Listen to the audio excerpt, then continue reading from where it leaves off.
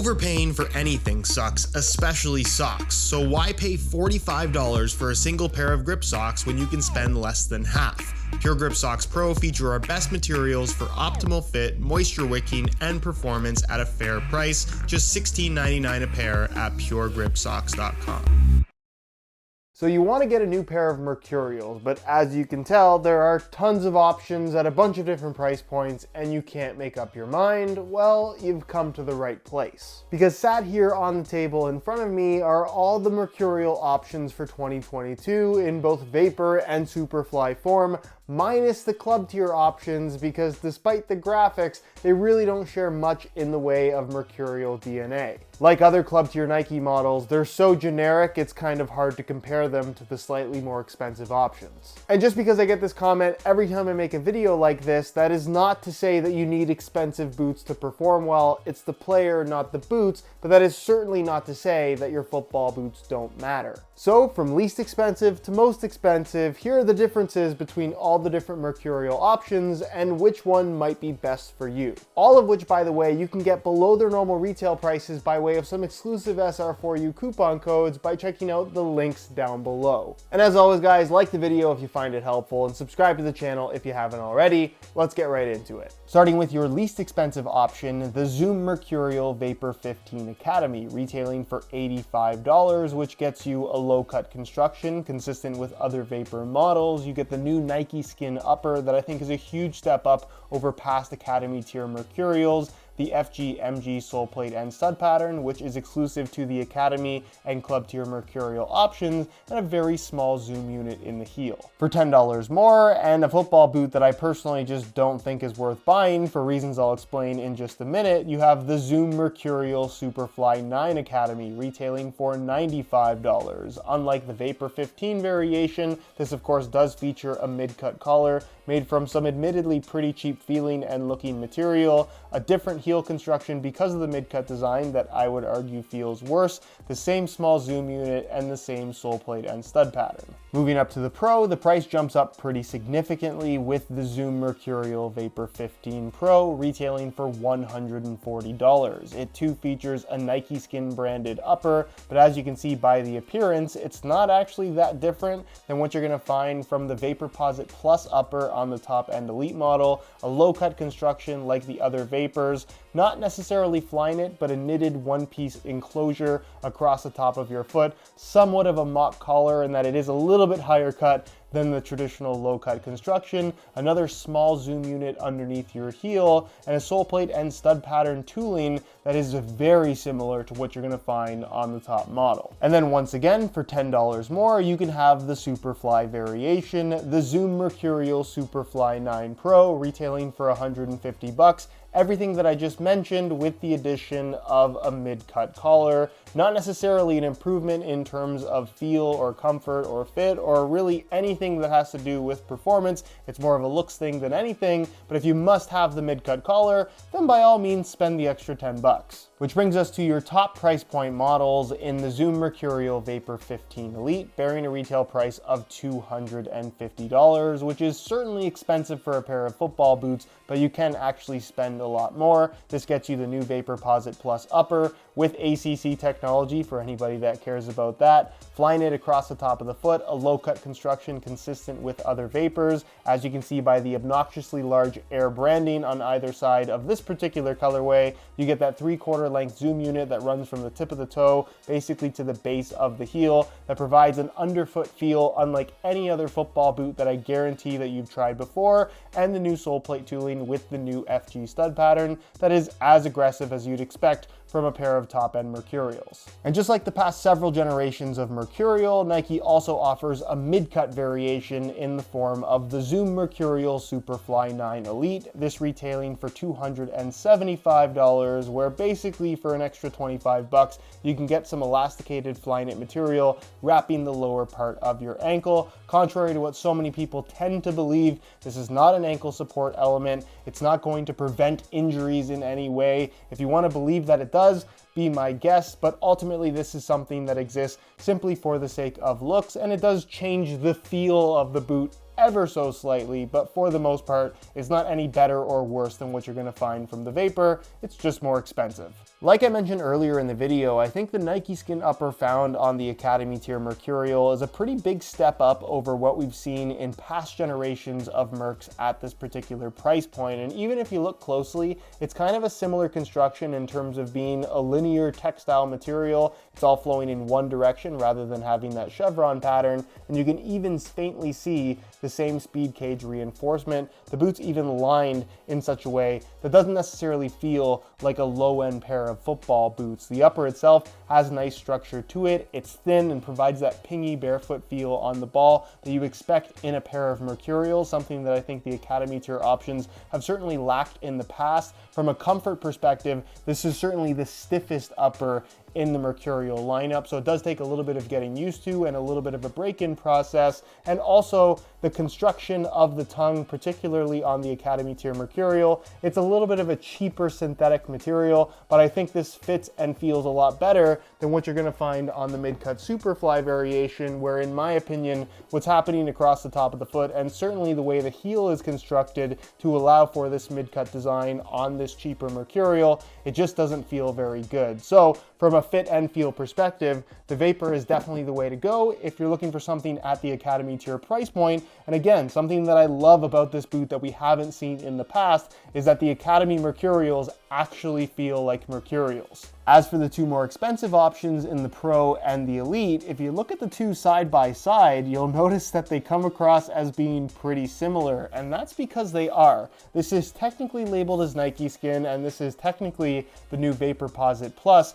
Both have the same chevron textile base, both seemingly have the same Nike Skin top layer, which is just thin polyurethane, both seemingly have the same speed cage reinforcement, and even the liners aren't that different. I think the only thing that really separates these two is the inclusion of ACC technology on the Elite model, which is totally invisible and I think does absolutely nothing at all. But if you want to believe that it helps you, then by all means spend the extra money. And I definitely think there's an argument to be made that the feel of the Elite one is that little bit more premium. The upper is more pliable, it's slightly softer against your foot, but when it really comes down to it, both of them provide that very high-end barefoot feel, plenty of structure to the upper to give you that locked-in experience, and honestly, just have that signature Mercurial DNA. It's hard to say that the Pro is on the exact same level as the Elite, but I definitely think they come very, very close, which isn't necessarily a knock on the Elite. It just goes to show how good of a value the Pro model is this year. Remove the insole on the Academy tier Mercurials, and you'll notice directly underneath your heel is a very small zoom unit. This is actually pretty similar to what you're gonna find on some of their indoor models, and zoom technology in general is not a new thing from Nike. We just haven't seen it in football boots for a number of years now. I'll be honest in saying that I don't think this is a particularly noticeable one. I think there's going to be plenty of people that buy these boots, never remove the insole, and have no idea there is zoom technology underneath your heel, meaning that it's fairly insignificant to the overall experience, and also not really reason to buy these over other options from other brands at the same price point. As far as zoom is concerned on the Academy tier, just view it as kind of insignificant. Remove the insole on the Pros and you'll notice directly under your heel is also a zoom unit, this one being a little bit larger and admittedly more noticeable if you go and feel for it. But again, at the end of the day, not something that I think is detrimental to the overall experience. There are going to be plenty of people that buy these boots, never remove the insole, and have no idea that that's even there. Although in fairness to Nike, even though it's very different than what you're gonna find on the Elites, this is effectively the same heel zoom unit that they used to feature on their top end models in the Air Zoom T90 days and the Air Nike Tiempo Legend days. Remove the insole on the Elite model, whether it's the Vapor or the Superfly, and you'll notice that it has a giant cavity at the bottom. Take a peek inside the boots and you'll notice the 3/4 length zoom unit that starts at the base of the heel and runs to the tip of the toe with some grip texturing to prevent that insole from sliding around. That zoom unit is designed specifically for these football boots and sits directly on the underside of this sole plate, giving you a very connected feel and allowing for a sole plate construction that we've never ever seen before on a pair of football boots, but most importantly, an underfoot feel that is unlike anything else that I've ever tried. Nike is really trying to push Air Zoom tech as a performance element, and I personally don't see it that way. I don't think these are going to make you quicker or better in any way at all, but what I do think that this Zoom unit benefits, and something that I really like over any other football boot currently out there, is the flow, the fluidity, the slight amount of cushion and bounce that you get directly underfoot when running. That's almost running shoe-like, but in a football boot that feels as connected and close to the ground and as low profile as a pair of top-end Mercurials. It's super, super impressive, and I think once people get the opportunity to try it out, they'll totally understand, and it's one of those things that I don't see very many people disliking. Like I mentioned earlier, if you go for the Academy tier Mercurials, you're going to end up with the FG-MG stud pattern, which FG stands for firm ground, MG stands for multi-ground. It's certainly not the best name, but I think they didn't want to use FG-AG because Adidas kind of took that already. Nonetheless, it's a stud pattern that is effectively suited for firm natural grass and artificial grass playing surfaces. Not ideal for AG, I would say, but definitely better suited than the standard Mercurial FG stud pattern, in that you'll notice that the bladed studs in the heel, as well as these two spots right here that would normally feature the TriStar stud that you have on the lateral side, have been replaced for more traditional conical studs. It allows for a little bit less grip and a little bit more freedom to twist and pivot, which is what you need for use on artificial grass in particular. Again, on natural grass, it's certainly not as aggressive, but I definitely think it's really solid overall in terms of traction, and the fact that you can get away with using it on natural and artificial playing surfaces is actually a nice thing. Where if you go for either the Pro or the Elite tier Mercurials, the FG stud pattern is exactly the same, where you get that new TriStar layout that's more focused around multi-directional traction rather than just pushing off in a straight line like the chevron studs have kind of suggested over the last several generations of Mercurial. It's hard to say that this is better or worse than what they were doing before, but typical of pretty much every FG Mercurial stud pattern, it is super aggressive for use on natural grass, although not ideal for use on artificial playing surfaces. Where if you are more interested in the higher end models and do play on artificial grass, I would strongly recommend the AG Pro stud layout that is actually usable on firm natural grass as well, in that it does feature more traditional conical studs, and you get all the same benefits with the sole plate construction and the Zoom unit. There's no trade-off whatsoever. The boots are even a little bit lighter than the FG model. Argument to be made that this is actually the ultimate version of the latest Mercurial, but I'll leave you to decide that. Obviously, you expect a high-end Mercurial to be super light, but what about the cheaper options? Well, I'm going to weigh them all for you in real time so you can see what the weight differences actually are, starting off with the Vapor 15 Academy, all in the same size, 9.5 US. These weigh in at 8.75 ounces, the equivalent of 248 grams. Where the Superfly 9 Academy weighs in at a slightly lighter weight of 8.4 ounces, the equivalent of 239 grams. The Vapor 15 Pro weighs in at a slightly lighter than that, 7.9 ounces or 223 grams. And perhaps unsurprisingly, given that they have pretty well the same construction with some extra material, the Superfly 9 Pro weighs in at 8.1 ounces, the equivalent of 230 grams. And then where the boots take a significant jump in terms of just feeling a lot lighter, you have the Superfly 9 Elite, which weighs in at 7.05 ounces, the equivalent of 200 grams exactly. And finally, the lightest option in the lineup, the Vapor 15 Elite, weighs in at 6.6 ounces, the equivalent of 187 grams. In other words, the more you pay, the lighter the boots get, although it's hard to say that the cheap ones feel heavy. On feet, I think both Academy tier Mercurials do feel good, but I would also make the argument that the Superfly variation, mainly through the heel, just feels worse. It's a cheaper lining material. The shape is more straight up and down, where I think the low-cut Vapor design is more contoured. It's got a nicer heel lining material in that synthetic leather, and honestly, it just feels more solid and your heel feels more locked in. It's not to say that you couldn't get away with wearing these. I don't think there's any issue with the Superfly variation, but for $10 less, I just don't think it makes sense to go for the Superfly. And as far as fit is concerned, what I like about this year's Academy tier is that it does feel a little bit lower volume and a little bit slimmer in general. So that coupled with the newer Nike Skin Upper that, like I said, is a little bit on the firm side out of the box, it makes this boot feel more like the high-end models than what we've seen in years past. From a tightness perspective, they have decent width, but will certainly fit most people as long as you like that tight overall fit. And as far as sizing is concerned, I'm wearing them in my usual size 9.5 US. So whether you're going for pretty much the Academy Pro or the Elites, going true to size is what I would strongly recommend in order to achieve the best possible fit.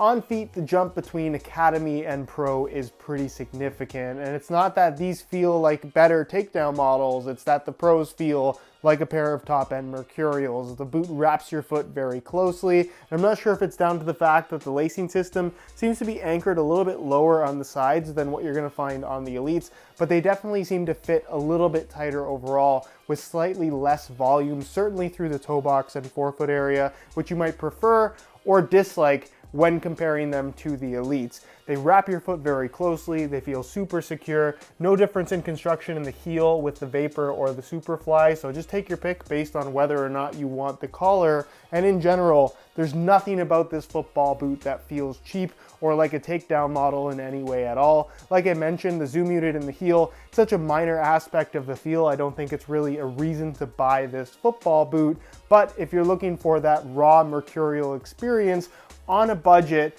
without the full-length zoom unit underneath the balls of your feet, then I think you'll be really happy with the fit and feel of the Pros. Width-wise, they're tight, but again, will fit most people as long as you don't have excessively wide feet, and of course, do run true to size. And then as you'd expect, the Elite model does feel the best on feet, certainly with that 3/4 length zoom unit underfoot. That to me is the reason why you buy this football boot, not just over the takedown models, but over any other option that's currently available. It is super unique and a very positive experience in my opinion. As far as the feel of the upper is concerned, it's thin, it's pliable, it trends towards the synthetic days of the Mercurial, I would say more so than the Flyknit days. It kind of compares to what you might have found on the Superfly 4 with that Flyknit upper, in that it's not super sock-like, it kind of just feels like a really thin textile, but in general, it just feels really raw and super secure on your feet with the laces tied tight.